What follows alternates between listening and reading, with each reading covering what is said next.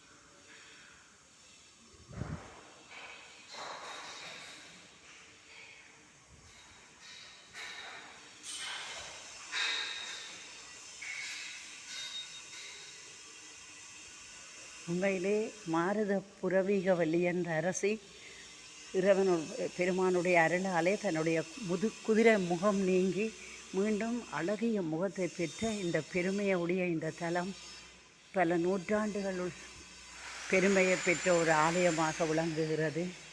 மிகவும் அழகான ஆலயம். கட்டிட திருப்பணிகள் முடிந்துவிட்டால் இதனுடைய அழகு பல மடங்காக இருக்கும்.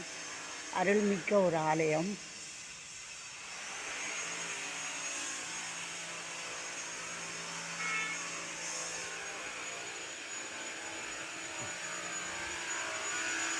இப்பொழுது ஆலயத்தின் வெளிப்பகுதி கிழக்கு வாசல் பகுதியை நோக்கி வந்து கொண்டிருக்கின்றேன். இதனுடைய மேற்கு வாசல் பகுதி தான் பிரதான வீதி, கேகேஎஸ் வீதி, காங்கேசந்துர வீதி அமைந்துள்ளது. இப்பொழுது இங்கு ஒரே வேலைகள் நடந்து கொண்டிருக்கின்றது.